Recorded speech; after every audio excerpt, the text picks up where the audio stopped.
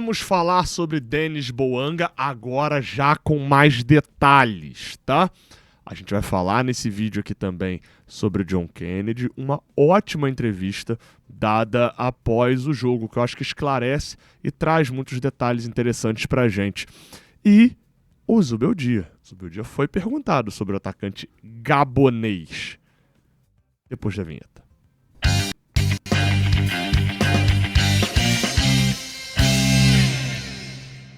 Seja bem-vindo, você guerreira de todo o Brasil, de todo mundo, aqui ao canal Raiz Tricolor.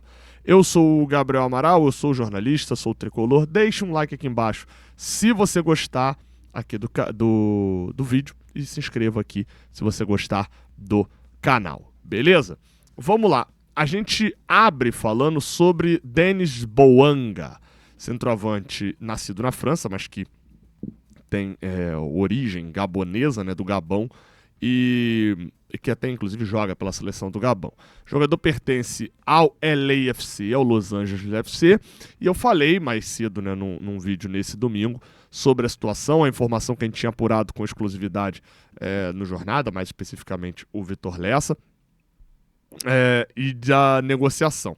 Falei naquele vídeo que a informação inicial que a gente tinha era a negociação tinha dado uma paralisada, porque a proposta que o Fluminense fez, a contraproposta que foi feita pelo LAFC, e essa contraproposta não agradava o Fluminense. Então a negociação não estava encerrada, mas era uma negociação paralisada a partir do momento que o Fluminense já fez uma proposta, eles já fizeram outra, e não tinha sido acertado um denominador comum.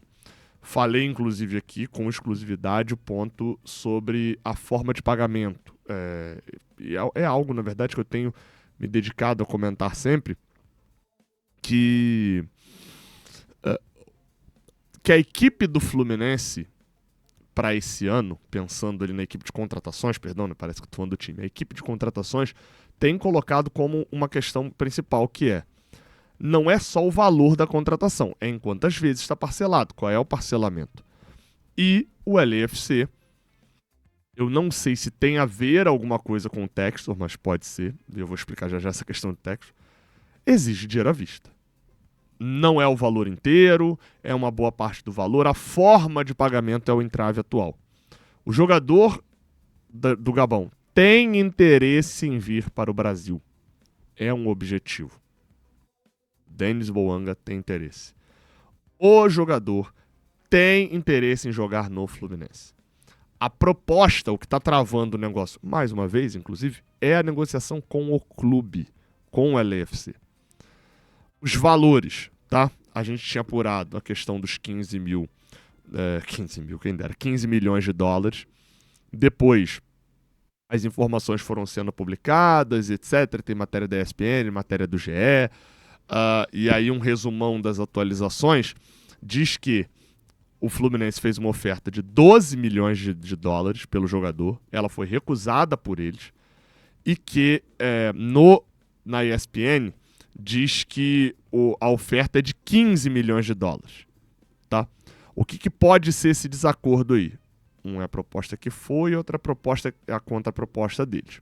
Mas uma fala 15 e outra fala 12. Tá? E diz que, recentemente, o LAFC recusou a proposta de 13 milhões de dólares do Inter Miami.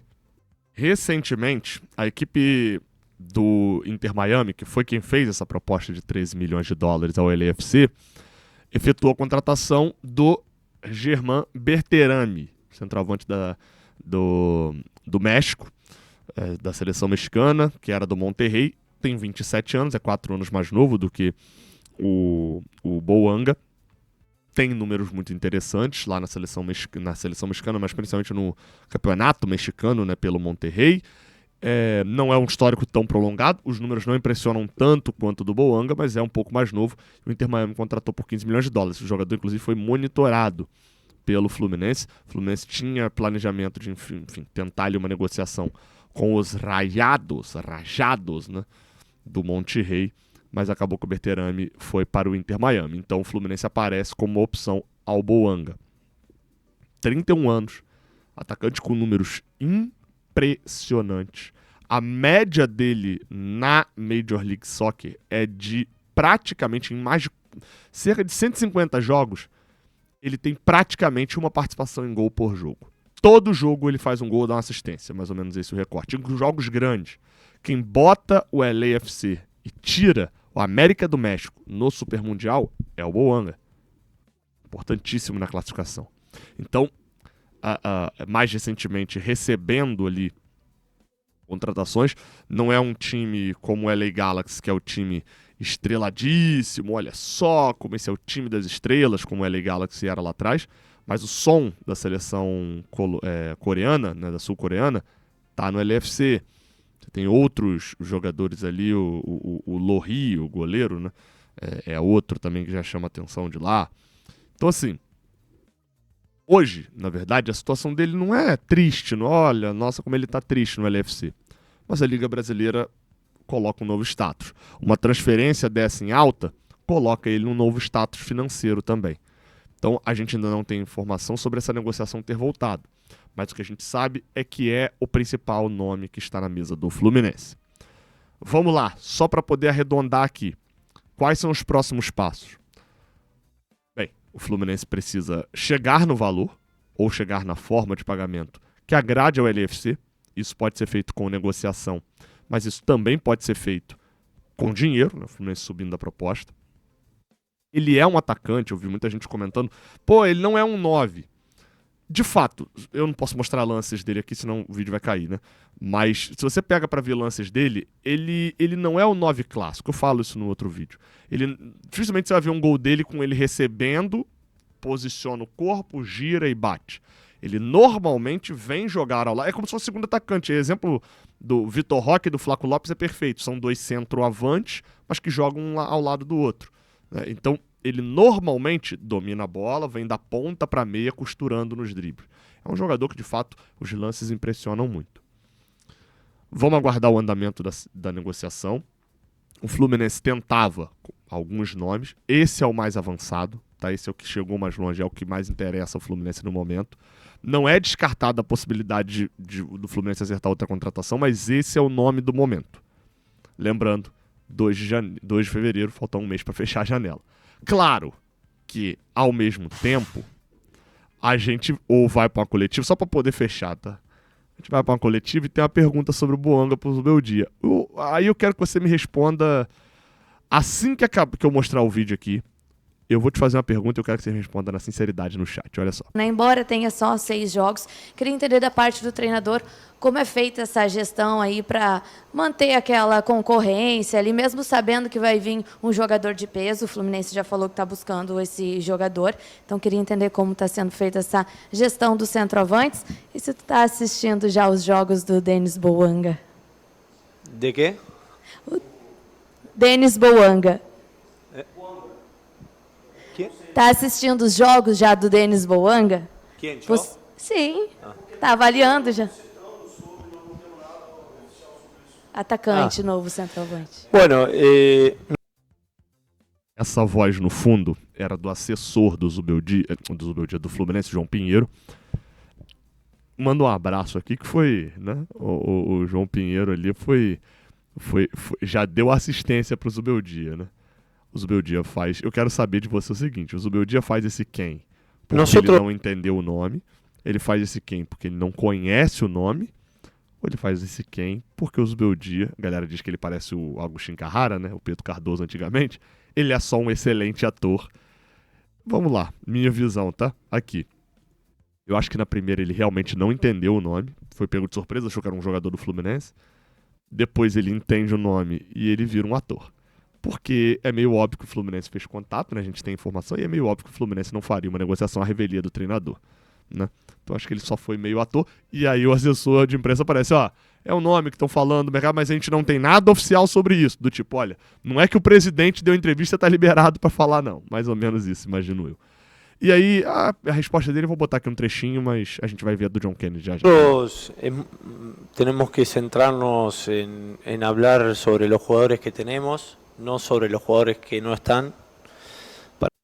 Então temos que nos concentrar em falar dos jogadores que nós temos e não dos jogadores que aqui não estão, né? Então ele acaba não citando nada da contratação e pegou a saída pela tangente.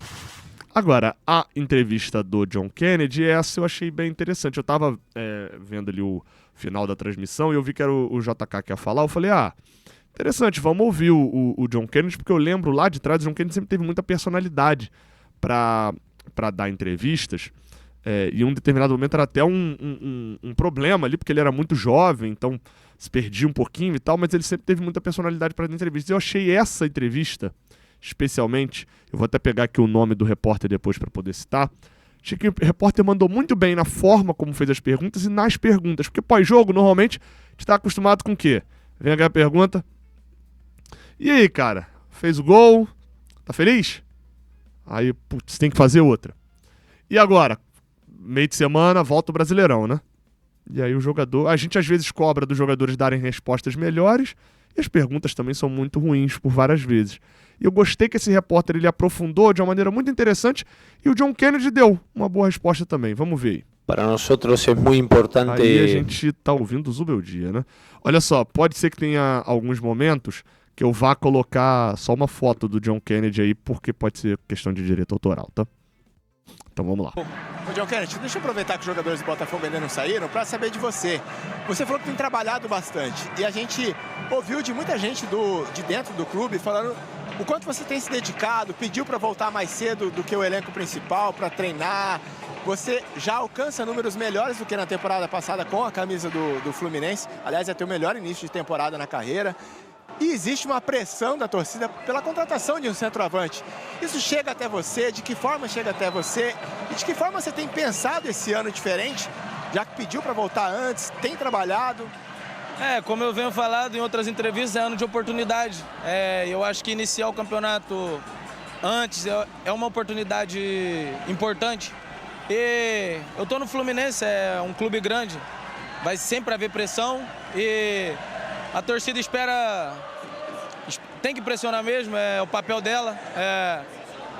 E a pressão por contratar um camisa 9, como eu falei, estou em clube grande, vai contratar e isso é bom, que eleva o grupo, eleva o nível do grupo, eleva o nível do elenco. E eu estou aqui para entrar, disputar a vaga e fazer o meu melhor dentro de campo. Mudou alguma coisa na tua mentalidade para essa temporada? Não, desde o ano passado já tinha mudado, só que as coisas não estavam acontecendo, mas... Tô com a mesma mentalidade, só que com a confiança melhor, mais alta. Tá aí, cara, é o ponto que eu falei algumas vezes, né? Inclusive falei no ano passado, primeiro só pra destacar, uma boa entrevista, tá? Do repórter Lucas De Sena, tá? O nome do repórter ali do Sport TV que fez boas perguntas, no sentido de que assim... Tá bom, John Kennedy tá com o melhor início... E detalhe, tá? O John Kennedy nesse ano já fez mais gols, mesma quantidade de gols que ele fez em 2024 inteiro e em 2025, na volta dele pro Fluminense, ele também já fez mais gols do que em 6 meses. Então assim, é nítido, você tá fazendo esse bom início, tá voando, show de bola. Mas preocupa, tá todo mundo desesperado pelo 9, a torcida cobrar tanto, e a resposta do John Kennedy pra mim é muito boa. É ele deixando claro, falando, olha, eu tô no time grande. Né? Em outras palavras, ele tá falando, eu tô em time grande. Se eu tiver medo disso, eu tenho que jogar em time pequeno, porque lá no time pequeno não vão contratar um melhor do que eu. Lá eu vou ser o rei. Eu vou ser o Pedro Raul do Ceará. Eu vou ser o Pedro Raul do Goiás. Lá eu vou ser o rei. Agora, quando eu venho pra time grande, eu sei que eu vou ter que... Meu amigo, se não render, vai ter disputa. E se render, vai ter disputa também. Quase isso que ele tá querendo dizer, né? Bem como a segunda pergunta também é muito interessante, cara. E aí? Mudou alguma coisa? O que você mudou pra poder, do desempenho de 24, 25, tá diferente agora? E a resposta do John Kennedy, ela vai de encontro, aliás, segue junto, né, a apuração que a gente trazia no ano passado e que por várias vezes a gente falou, cara. Salvo uma fala do Léo Dias, que até agora ninguém sabe se foi brincadeira ou se foi alguma coisa ali relacionada ao John Kennedy no final do ano, que ninguém deu muita importância,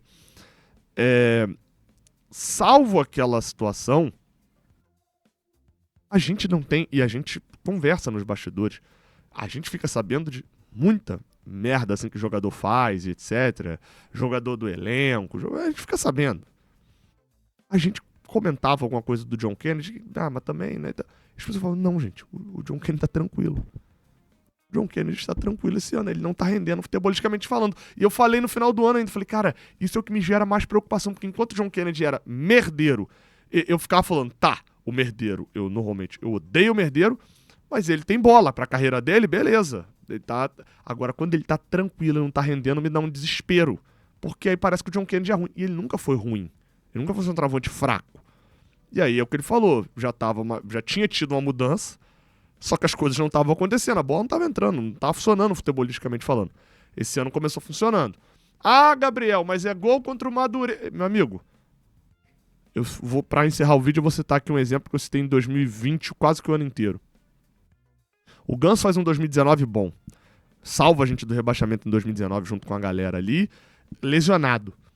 Vai pras férias, lesionado, faz o tratamento e quando ia voltar no início de janeiro, percebe-se que era mais interessante para ele fazer um tratamento preventivo já pro ano, estender a pré-temporada do que voltar tão rápido. O Ganso era titularíssimo. Time com recém-chegado Odair Hellmann. Ele escala o Nenê. O titular era o Ganso, mas ele escala o Nenê porque o Nenê já estava pronto, o Ganso estava em preparação. Nenê mete 3 no Botafogo, faz gol no Botafogo da Paraíba, faz gol contra o Resende, vira um dos artilheiros, fica jogo de calcanhar no Flamengo.